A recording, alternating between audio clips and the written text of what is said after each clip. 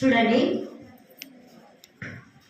ఇక్కడ చూసినట్లయితే మీ అపరాధముల చేతను పాపముల చేతను మీరు చచ్చిన వారై ఉండగా ఆయన మిమ్మును క్రీస్తుతో కూడా బ్రతికించెను.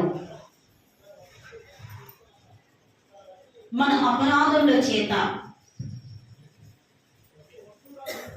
దావీదు అంటున్నాడు, దేవా నీ కృప చొప్పున నన్ను కరుణించుము, నీ వాత్సల్య బాహుళ్యము చొప్పున నా అతిక్రమములను తుడిచివేయము. కేవలం నీకే విరోధమైన పాపములు నేను చేసి ఉన్నాను అని దావీదు భక్తుడు తను పశ్చాత్తాపముతో ఆ యొక్క కీర్తన రాసి ఉన్నాడు. ఇక్కడ చూసినట్లయితే మన అపరాధముల చేత అంటే మనము చేసిన గత కాలము చేసిన మన యొక్క అపరాధములు పాపముల చేత మనము చచ్చిన వారమై ఉన్నాము. లోకానుసారమైన జీవితము జీవిస్తూ ఉన్నప్పుడు కాబట్టి అదే విధంగా మన పాపములు, అందుకోసమే ఆ యొక్క గలిలయ ప్రాంతానికి వెళ్ళి యేసు ప్రభువు మరి వారు ఆ యొక్క మరణాఛాయలో ఉన్నారు, పాపము చేత మరి వారు అక్కడ ఉండి ఉన్నారు. కాబట్టి ఇక్కడ చూసినట్లేదంటే వారిని రక్షించడానికి యేసు ప్రభుల వారు ఆ ప్రాంతానికి వెళ్ళి వారిని మరి వారి పాపముల నుండి విడిపించి వారికి మరణాఛాయమైన రోగము నుండి విడిపించి వారిని వెలుగులోనికి యేసు ప్రభుల వారు నడిపించి ఉన్నారు. మరి ఇక్కడ చూసినట్లయితే మనము పాపముల చేత చచ్చిన వారమై ఉన్నాం, అంతేనా కాదా? మన పాపముల చేత చనిపోయిన వారమై ఉన్నాం. ఎందుకంటే ఆజ్ఞాతిక్రమమే పాపం అంటున్నాడు, అంతేనా కాదా? ఆజ్ఞను అతిక్రమించడం ద్వారా మనము పాపము చేసిన వారమై ఉంటున్నాం. మనం చూసినట్లయితే ఆదాము అవ్వ ఆజ్ఞను అతిక్రమించి ఉన్నారు, అంతేనా కాదా? దేవుడు చేయొద్దన్న పనిని వారు చేశారు కాబట్టి వారి పాపంలో పడిపోయి ఉన్నారు. కాబట్టి ఇక్కడ చూసినట్లయితే మరి ఈడ కూడా మనము ఆ యొక్క మరి కరుణ కలిగిన దేవాది దేవుడైన తండ్రి అయిన దేవుడు తన కుమారుణ్ణి మరి ఏం చేశాడంటే ఈ లోకానికి పంపించి ఉన్నాడు. ఎందుకంటే ఇలాగే పాపములు చేస్తున్నారు, అపరాధాలు మరి చేస్తూ ఉన్నారు. ఈ విధంగా వారిని రక్షించడానికి మరి బంధకాల నుండి, అపవాది బంధకాల నుండి విడుదల పొందాలి అని అంటే తన ప్రియ కుమారుడైన యేసు ప్రభుల వారిని ఈ లోకానికి పంపించవలసిందే. కాబట్టి మరి తండ్రి అయిన దేవుడు అనుకుని ఉన్నాడు కాబట్టి మరి ఈ లోకానికి యేసు ప్రభుల వారిని ఈ లోకానికి పంపించి ఉన్నాడు. ఇక్కడ మనం చూసినట్లయితే కొన్ని రెఫరెన్స్ మనం చూస్తాం. ఈ యొక్క 2వ అధ్యాయము ఎఫెసీ 2వ అధ్యాయము 4వ వచనం నుండి మరి 6 వచనాల వరకు చదవండి అమ్మా. ఆయనను దేవుడు కరుణా సంపన్నుడై ఉండి మనము మన అపరాధముల చేత సచ్చిన వారమై ఉన్నప్పుడు సహితము మన ఎడల చూపిన తన మహాప్రేమ చేత మనలను క్రీస్తుతో కూడా బ్రతికించాడు. చప్పట్లు కొట్టి దేవుని మాట్లాడతాడు.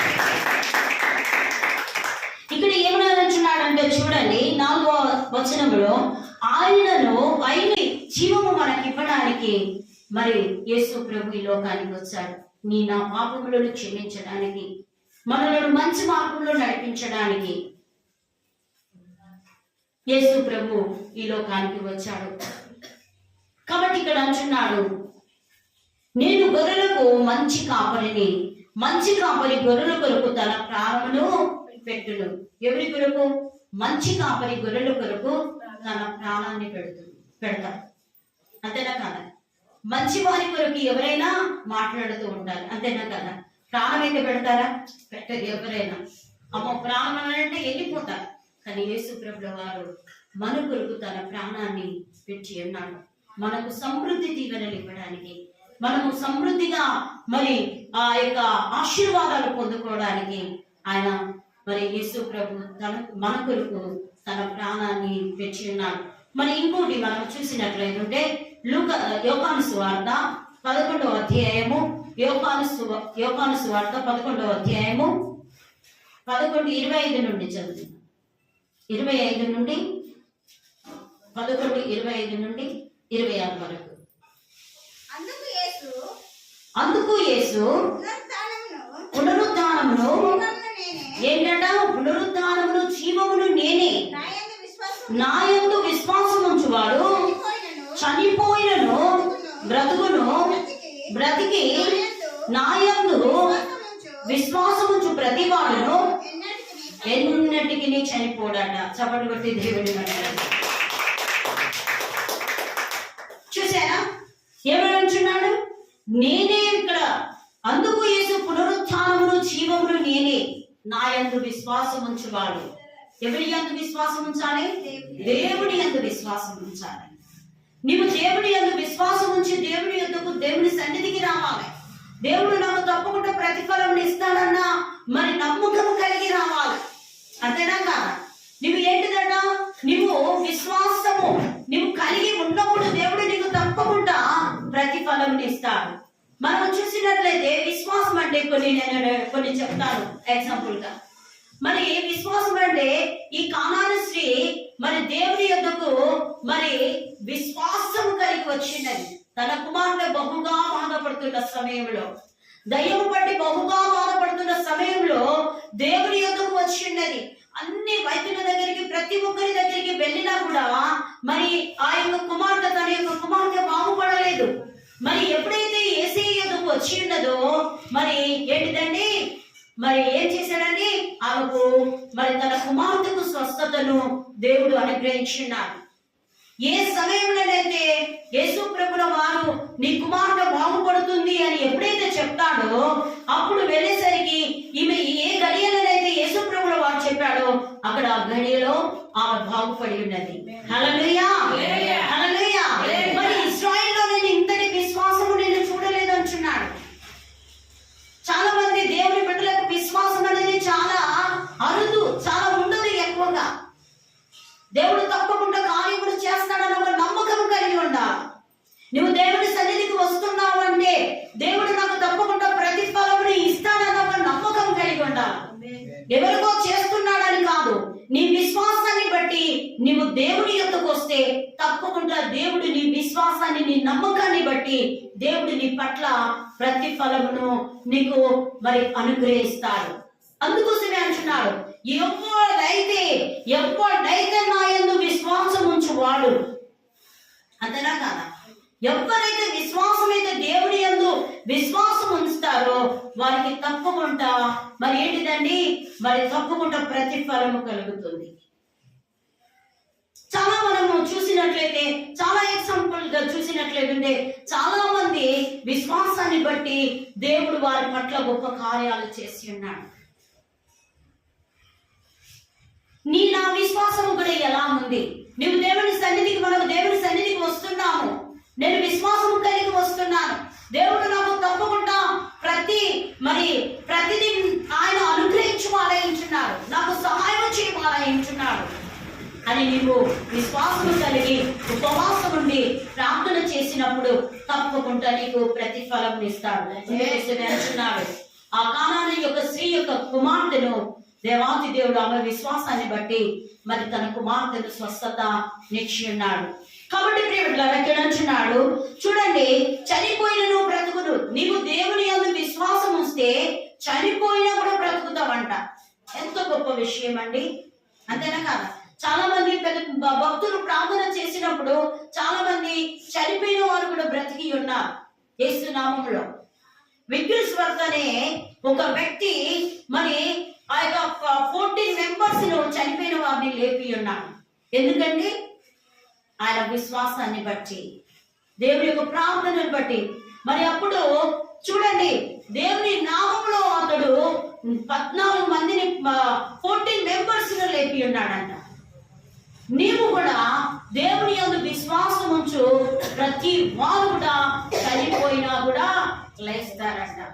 నీవు ఏ విషయంలో కూడా ఒకవేళ బాధపడుతున్నావు, చనిపోయిన వారిగా ఉంటున్నావు, మరి ఒకవేళ ఫైనాన్షియల్ గా బాధపడుతున్నావా, లేకపోతే మరి అదే విధంగా వ్యాధి బలహీనతలతో బాధపడుతున్నావా, శారీరకమైన బాధలతో బాధపడుతున్నావా?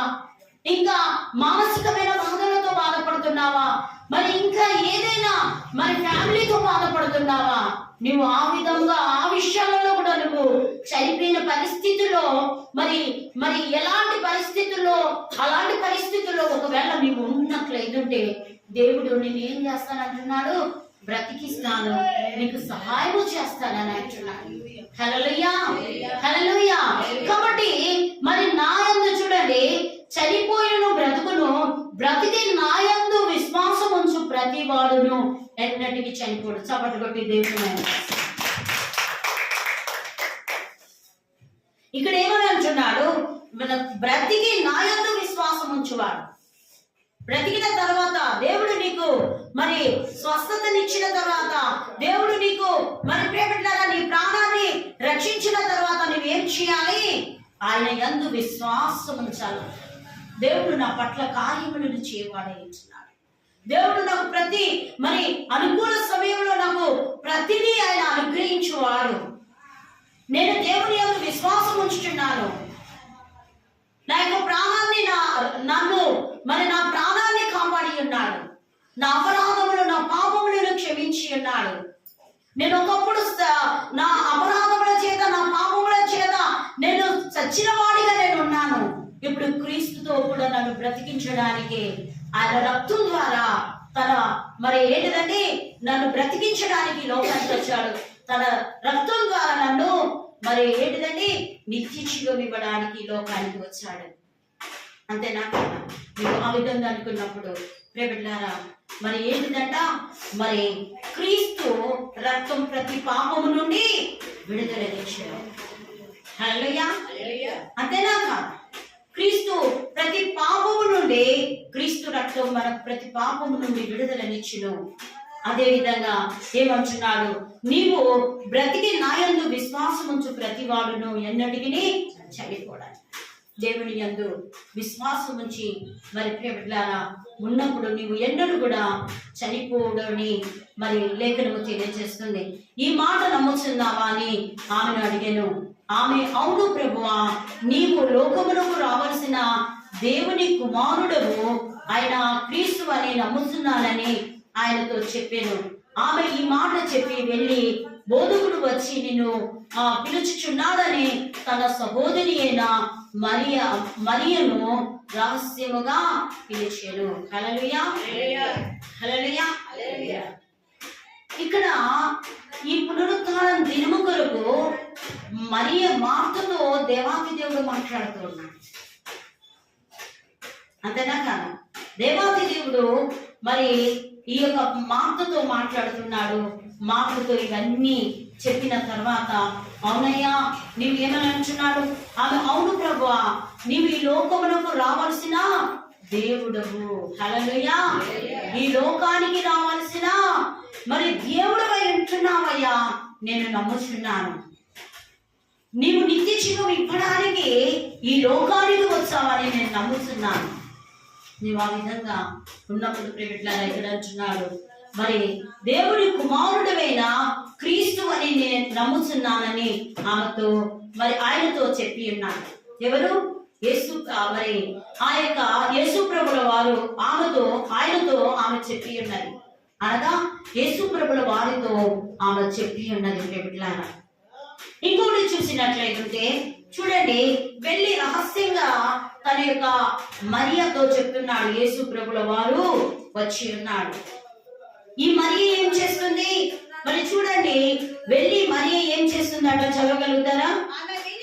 ఆమె విని ఆ త్వరగా లేచి చూడండి ఎవరి యొద్దకు వచ్చి ఉన్నది?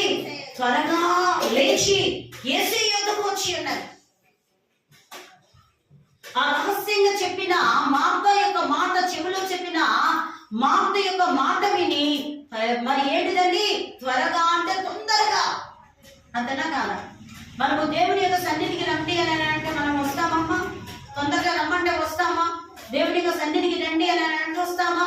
ప్రియబిడ్డలారా మరి నీకు నిత్య జీవము కావాలి అంటే దేవునితో మరి ఏంటిదండి? మరి మరియా ఏ విధంగా త్వరగా యేసు యొద్దకు వెళ్ళి ఉన్నదో నీవు కూడా దేవుని యొక్క సన్నిధికి పరిగెత్తుకొని రావాలి. దేవుడిలో ఏ విషయమైనా కానివ్వండి, పరిగెత్తుకొని దేవుని యొక్క పని చేయడము ప్రారంభించాల. దేవుడు నీకు సమృద్ధి, దీవెనలు, ఆశీర్వాదాలు, నిత్య జీవము, మరి సమస్తమును సమృద్ధిగా నీకు ఇవ్వాలి అంటే దేవుని పనిలో ఉండాలి. దేవునితో సంబంధము, సహవాసము కలిగి కూడా ఉండాలి. అంతేనా కాదా? మరి ఏం చేస్తుంది? మరి చెప్పిన వెంటనే మరి సహోదరి చెప్పిన వెంటనే మరి త్వరగా వెళ్ళి ఎక్కడికి వెళ్ళిందట నమ్మ చదువు. విని వెంటనే ఏం చేసింది? లేచి ఉన్నది. ఏంటిదట? త్వరగా విని త్వరగా లేచి. వింటున్నారా? నువ్వు యేసు ప్రభు గారు కొన్ని సంవత్సరాల నుండి, మన చిన్నప్పటి నుండి వింటున్నా, అంతేనా? పాటిస్తున్నామా? దేవుని యొక్క పద్ధతులను పాటిస్తున్నామా? చెప్పండి. సమయాన్ని దేవుని సంతోష పెట్టే బిడ్డలుగా మనము జీవిస్తున్నామా? అంతేనా కాదా? చెప్పండి. విన్నది లేచి ఉన్నది, అంతేనా కాదు? మరి త్వరగా దేవుని దగ్గరికి వెళ్ళాలని ఒక ఆశ కలిగి మరి పరిగెత్తుకొని, మరి ప్రియబిడ్డలారా, ఆశ కలిగి విని లేచి ఉన్నది. లేచి యేసు ప్రభుల వారి యొద్దకు వెళ్ళాడు. నీవు నేను కూడా యేసు ప్రభుల వారి దగ్గరికి, దేవుని యొద్దకు రావాలి అని అంటే అలా మరియ వలె మరి ఏంటిదండి? ఉత్తమమైన దానిని ఎన్నుకోవాలి. మరియ వలె మనం ఉండాలి. పరిగెత్తుకొని దేవుని యొక్క సన్నిధికి వెళ్ళాలి. మగ్దలేన మరియ కూడా మరి సమాధి యొద్దకు పరిగెత్తుకొని దేవుని యొక్క సన్నిధిగా, ఎక్కడికి? సమాధి యొద్దకు వెళ్ళి ఉన్నది. అంతేనా కాదా? పరిగెత్తుకొని నీకు కూడా ఆసక్తి కలిగి ఉండాలి. దేవుని యొక్క సన్నిధికి పరిగెత్తుకుని రావాలి. దేవుని యొక్క సన్నిధికి మరి అవును, ఆమె లేస్తాడని, 3వ దినం లేస్తాడని చెప్పిన వెంటనే మగ్దలేన మరియ మరి ఏంటంటే మొదటిగానే ఆమె వెళ్ళి మరి పెద్దల కడనే వెళ్ళి యేసు ప్రభును మరి దర్శించి, నీవు నేను కూడా దేవుని యొక్క పరిగెత్తుకొని వచ్చి దేవుని యొక్క ఏంటంటే ఆ యొక్క పనిలో కానీ, మరి అదే విధంగా మరి ఆయన యొక్క సన్నిధికి కానీ మనం వచ్చినట్లేదుంటే మనకు సమృద్ధి, దీవెనలు, ఆశీర్వాదాలు మనకు అనుగ్రహిస్తాడు. కాబట్టి ప్రియబిడ్డలారా, ఈ విధంగా మనం కొన్ని మరి రెఫరెన్స్ చూస్తాము. ఇంకా 14వ అధ్యాయము, అదే 14వ అధ్యాయం 6వ వచనం చదువున్నాం. 14 6వ వచనం చదువు. యేసు నేనే మార్గమును, సత్యమును, జీవమును, నా ద్వారానే తప్ప ఎవడును తండ్రి యొద్దకు రాడు అని ఇక్కడ డిస్కస్ అవుతుంది. ఫిలిప్తో మరి ఇక్కడ మాట్లాడుతూ ఉన్నాడు. చదవండి. ఇంకా మీరు నన్ను ఎరిగి ఉంటేనే నా తండ్రిని ఎరిగి ఉందురు. ఇప్పటి నుండి మీరు ఆయనను ఎరుగుదురు, ఆయనను చూచియున్నారని చెప్పాను. అప్పుడు ఫిలిప్పు, ప్రభువా, తండ్రిని మాకు కనపరచుము, మాకంటే చాలునని ఆయనతో చెప్పగా, యేసు, ఫిలిప్పు, నీవింతకాలము మీ యొద్ద ఉండినను నీవు నన్ను ఎరుగవా? నన్ను చూచిన వాడు తండ్రిని చూచి ఉన్నాడు. హల్లెలూయా. చప్పట్లు కొట్టి దేవుని మహిమపరచాలి. ఇదంతా మరి ఫిలిప్తో డిస్కస్ అవుతుంది. ఇక్కడ ఏమని అంటున్నాడంటే, మొదటిగా నేనే మార్గమును మరి సత్యమును, ఆయనే మార్గమై ఉంటున్నాడు. నేనే మార్గమును, సత్యమే ఎంచున్నాను, జీవము కూడా నేనే ఎంచున్నాను. నా ద్వారానే తప్ప తండ్రి యొద్దకి ఎవ్వరు కూడా. కాబట్టి మనము ఇది ఆయన మార్గంలో నడిచినప్పుడు, ఆయన సత్యాన్ని అనుసరించి నడిచినప్పుడు మనకు తప్పకుండా నిత్య జీవమును మనకు అనుగ్రహించి వాడేస్తున్నాడు. మరి ఫిలిప్పు, నీవు అనుకుంటున్నావు మరి తండ్రి, మరి నన్ను చూచువాడు తండ్రిని చూచినట్లే. నేను ఇంతకాలం నీతోనే ఉంచున్నాను, కానీ నువ్వు గ్రహింపకున్నావా? అయ్యా తండ్రిని కనపరచు అని అంటే యేసు ప్రభుల వారు ఈ విధంగా చెప్తున్నాడు, నేను ఇంతకాలం నీతోనే ఉన్నాను కానీ నువ్వు గ్రహించుకుంటూ ఉన్నావా? నన్ను చూసిన వాడు తండ్రిని చూచుచున్నాడు అని చెప్తున్నాను. కాబట్టి ప్రియబిడ్డలారా, నువ్వు ఇది జ్ఞాపకము చేసుకోండి. ఆయన సత్య మార్గంలో మనం నడుస్తాము. మరి మరి నిత్య జీవము కలిగి మరి విశ్వాసము కలిగి మరి రక్షింపబడదా? మరి ఇంకొకటి చూసినట్లయితే 15 లూకాసు వార్త 15వ అధ్యాయము, లూకాసు వార్త 15వ అధ్యాయము 24వ వచనం చదవండి. లూకాసు వార్త 15వ అధ్యాయము. ఈ నా కుమారుడు చనిపోయి మరలా బ్రతికెను, తప్పిపోయి దొరికెనని చెప్పాను. అంతటా సంతోషపడసాగిరి.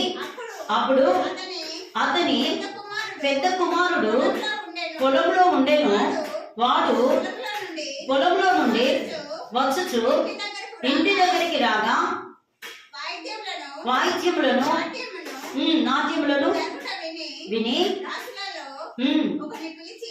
ఒకరిని పిలిచి ఇది ఏమిటని అడగగా ఆ దాసుడు అతనితో, నీ తమ్ముడు వచ్చి ఉన్నాడు, అతడు తన యొద్దకు సురక్షితముగా వచ్చినందున నీ తండ్రి ప్రొపిన పశువును వధించిన నేను. ఇదంతా ప్రాసెస్ అయి ఉంటున్నది. ఇదంతా ఏంటంటే వీళ్ళు డిస్కస్ చేసుకుంటున్నారు. తప్పిపోయిన కుమారుడు తన తండ్రి యొక్క ఆస్తిని తీసుకొని వెళ్ళి తను ఏం చేశాడని మరి పాడు చేసుకొని ఉన్నాడు. తన ఆస్తి అంతయు పాడు చేసుకొని ఉన్నాడు. అన్ని విధాలుగా మరి తన తండ్రి దగ్గర నుండి మరి ఆస్తి తీసుకొని వెళ్ళి అన్ని విధాలుగా సంతోషపడి ఉన్నాడు. మరి అప్పుడు స్నేహితులు మరి అందరూ తనకు స్నేహితులుగా అయి ఉన్నారు. అక్కడ మరి ఆస్తి అంతా పోయిన తర్వాత మరి అందరూ స్నేహితులు అందరూ వాళ్ళు అనుకున్న వారందరూ ఏమైపోయి ఉన్నారంటే, ఎప్పుడైతే డబ్బు అయితే ఈ యొక్క తప్పిపోయిన కుమారుని దగ్గర నుండి డబ్బు అయితే లేకుండా ఉంటుందో లాస్ట్ పందులో పొట్టు కూడా తినడానికి మరి అతనికి దొరకలేదండి. తన ఆస్తి వేశ్యలకు పెట్టి ఉన్నాడు. కాబట్టి అన్ని విధాలుగా మరి చేసి ఉన్నాడు. కాబట్టి ప్రియబిడ్డలారా, చివరికి తన ఆస్తి అంతా అయిపోయిన తర్వాత పోగొట్టుకొని స్నేహితులను పోగొట్టుకున్నాడు, అందరిని పోగొట్టుకొని మళ్ళీ ఏం చేశాడని మళ్ళీ తన తండ్రి గుర్తుకొచ్చాడు. అయ్యో, నేను చేసింది పరలోకానికి మరి నేను తండ్రికి విరుద్ధంగా పాపము చేసి ఉన్నాను, నా తండ్రి మరి క్షమిస్తాడా అని ఎప్పుడు గుర్తుకొచ్చింది? తప్పు తెలుసుకున్న తర్వాత. అందుకోసమే ప్రియబిడ్డలారా, మనము దుష్టుల ఆలోచన చొప్పున నడవకుండా, పాపుల మార్గంలో మనము నిలవకుండా దేవుని యొక్క మార్గంలో నడిస్తే తప్పకుండా మనకు నిత్య జీవం మనకు అనుగ్రహిస్తాడు. క్రీస్తుతో కూడా మనలను బ్రతికించు వాయించున్నాడు. ఆయన కరుణా సంపన్నుడైన దేవుడే ఇచ్చున్నాడు. ఇక్కడ చూడండి, అవన్నీ డబ్బులంతా అయిపోయిన తర్వాత తండ్రి గుర్తుకొచ్చాడు. అంతసేపు మరి గుర్తుకు రాలేదు. చాలా మందికి కూడా కష్టాలు నష్టాలు బాధలు వచ్చినప్పుడే యేసు ప్రభు గుర్తుకొస్తాడు. తర్వాత ఏంటిదండి, అన్ని విధాలుగా ఉంటే యేసు ప్రభు దేవుడు ఎందుకండి అంతేనా కదా, దేవుడు ఎందుకని వెళ్ళిపోతూ ఉంటాడు. కానీ ప్రియబిడ్డలారా, అన్ని విధాలుగా ఉన్నా, ఏమి ఉన్నా లేకున్నా, మరి అన్ని ఉన్నా కూడా దేవుని ఆరాధించడం మర్చిపోకూడదు. దేవునితో సంబంధం కలిగి సహవాసం కలిగి మరి ఉండకూడదు. ప్రియబిడ్డలారా, తప్పకుండా ఆయనతో సహవాసం కలిగి ఉండాలి. ఎందుకంటే మనలను ఆయనతో కూడా పరలోక రాజ్యానికి మరి తండ్రి దగ్గర మరి ఏంటిదని పరలోక రాజ్యానికి తీసుకొని నిత్య జీవం ఇచ్చువాడై ఉంటున్నాడు. మరి తండ్రితో కూడా మనలను కూర్చుండబెట్టడానికి ఆయన లోకానికి వచ్చాడు. కాబట్టి అది మనకి ఇంపార్టెంట్ ఇచ్చినారు. కాబట్టి ఏం చేశాడు, తనంత తప్పంత తెలుసుకొని తండ్రి ఎదురుకు వచ్చాడు, అంతేనా? కాబట్టి ప్రియబిడ్డలారా, తన తప్పు తెలుసుకొని తండ్రి ఎదురుకు వచ్చి ప్రభువా మరి తండ్రితో మాట్లాడుతున్నాడు. తండ్రికి చూడండి ఎంత పాపం చేసినా, అందుకోసమే బైబిల్ వాక్యం ఎంత ఘోర పాపినైనా ఏంటిదంటే క్షమించే దేవుడు, ఎంత ఘోర పాపినైనా క్షమించే దేవుడు. కాబట్టి మరి తండ్రి ఎదురుకు వచ్చినప్పుడు తండ్రి ఏం చేశాడండి, ప్రేమతో ఆహ్వానించి మరి తను చేసిన అన్ని జ్ఞాపకం చేసుకోలేదు.